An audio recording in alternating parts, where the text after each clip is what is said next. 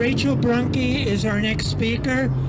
She's speaking on behalf of Code Pink, for whom she has been organizing in the San Pedro area for 20 years. She founded the San Pedro chapter of Code Pink to help launch Peace Week, a week of anti-war activism on the LA waterfront during the U.S. military's LA Fleet Week over Memorial Day. She has traveled to Cuba for more than 20 years and coordinated the Echo Cuba program at Global Exchange, which was co-founded by Medea Benjamin. She has also founded the Cold War Truth Commission. Rachel.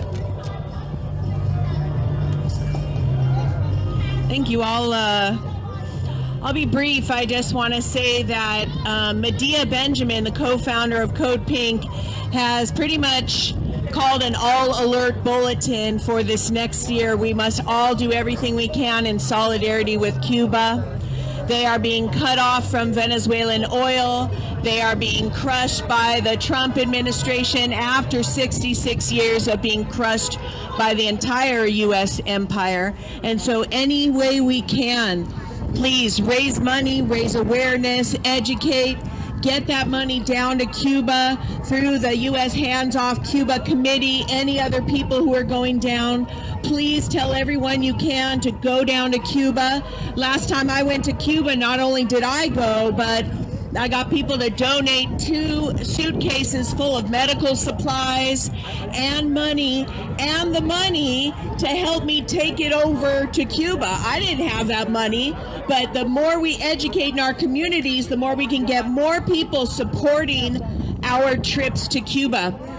I want to say that I was in Guantanamo when Bush declared it to be a new terror prison. I was in Guantanamo with 15 Americans, and we were there on a renewable energy nationwide trip across the island. And the people who we were with, the Americans, were terrified. They were so freaked out. They came to me, they said, we have to tell the Cubans that Guantanamo is going to be turned into a torture prison. We have to tell them, we have to alert them. Americans are so fearful, so terrified, so panicked. And I said, don't worry, look around you.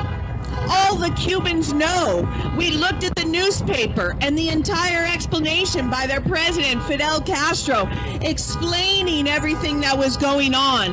They are a calm society. They are a resilient society. And I tell you, they will be resilient against the Donald Trump administration. Fidel Castro predicted, and he will be correct, that there will be a revolution in the United States before there is a counter-revolution in Cuba. I am from the LA Harbor, and when we teach about Cuba and about Guantanamo and the LA Harbor, we say, imagine if the LA Harbor, it can compare with New York Harbor, one of the largest harbors in Los Angeles, were 123 years ago taken away from us. Not able to step foot on it. One of the most militarized and mined spaces on planet Earth. And that the most hostile enemy that wants you dead and crushed is just on the other side. Imagine, and all the people in Los Angeles who we know at the harbor, we depend on that harbor, and basically all of LA does. 40% of our goods in the United States that come in shipping come through that LA Long Beach harbor. So we at the harbor area use that in solidarity. So I love that the U.S.-Cuba Committee brings in a lot of labor, and I think that's a very important point to be talking to people about what is not just the Guantanamo prison, but the Guantanamo Bay, the Guantanamo harbor that was taken from the Cuban people 123 years ago.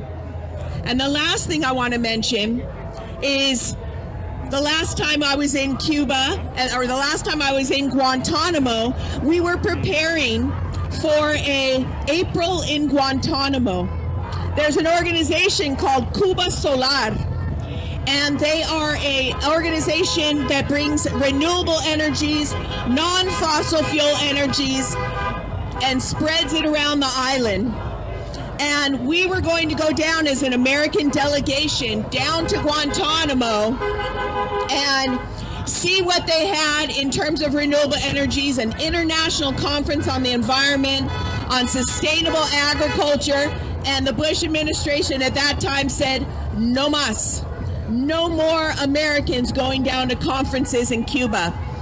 And that was an illegal act because we are signatory to many environmental treaties around the world that say in those treaties, whoever is a signatory of those treaties cooperates with everyone else who is a signatory of that treaty. So for all these years, we have had environmental crimes by not allowing the American people to see the solutions in Cuba, the solutions in healthcare, the solutions in energy, the solutions in sustainable agriculture, the solutions in community organizing.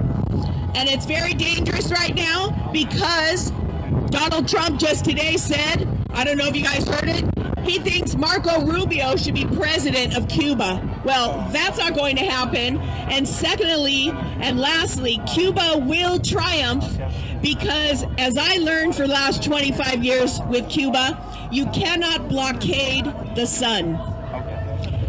Cuba has its own natural resources. It has the sun.